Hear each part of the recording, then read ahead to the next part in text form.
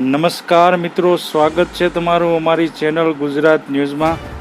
આજના તાજા અને સૌથી મોટા સમાચાર જોઈએ તો બંગાળમાં રેમલ વાવાઝોડાની ચેતવણી, પીએમ મોદીએ તાત્કાલિક બેઠક બોલાવી। બંગાળમાં રેમલ ચક્રવાતનો ખતરો વધી રહ્યો છે। આ ચક્રવાત આજે મધરાતે બંગાળના દરિયાકાંઠે લેન્ડફોલ કરશે। સમાચારમાં આગળ જોઈએ તો બંગાળમાં રેમલ ચક્રવાતનો ખતરો વધી રહ્યો છે। આ ચક્રવાત આજે મધરાતે બંગાળના દરિયાકાંઠે લેન્ડફોલ કરશે।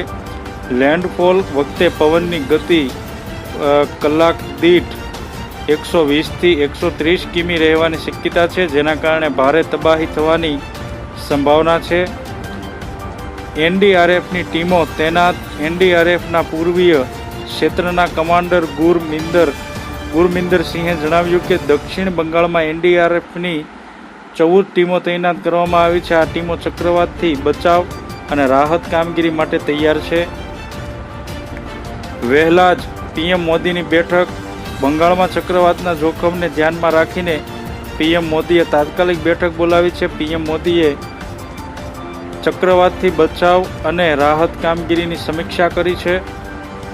સમાચારમાં આગળ જોઈએ તો ભારે વરસાદની સંભાવના। કોલકાતા સહિતના વિસ્તારોમાં ભારે વરસાદ પડવાની શક્યતા છે।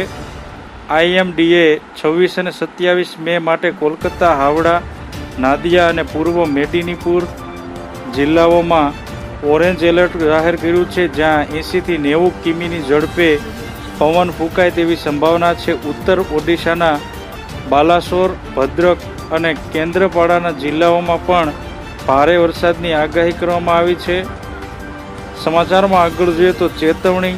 આઈએમડીએ દક્ષિણ અને ઉત્તરના 24 પરગણા જિલ્લાના ખેડૂતો અને રહેવાસીઓ માટે સાવચેતી રાખવા માટે ચેતવણી આપી છે। પૂર, વીજળી લાઇન, કાચા રસ્તા અને પાકને નુકસાન થઈ શકે છે। લોકોને સલાહ। રાજ્યપાલ ડોક્ટર સીવી આનંદ બોસે લોકોને ચક્રવાત વિશે જાગૃત રહેવાની સલાહ આપી છે। તેમણે જણાવ્યું કે પરિસ્થિતિ પર સતત નજર રાખી રહી છે અને ચક્રવાતનો સામનો કરવા રાજ્ય અને કેન્દ્ર સાથે સતત સંપર્કમાં છે।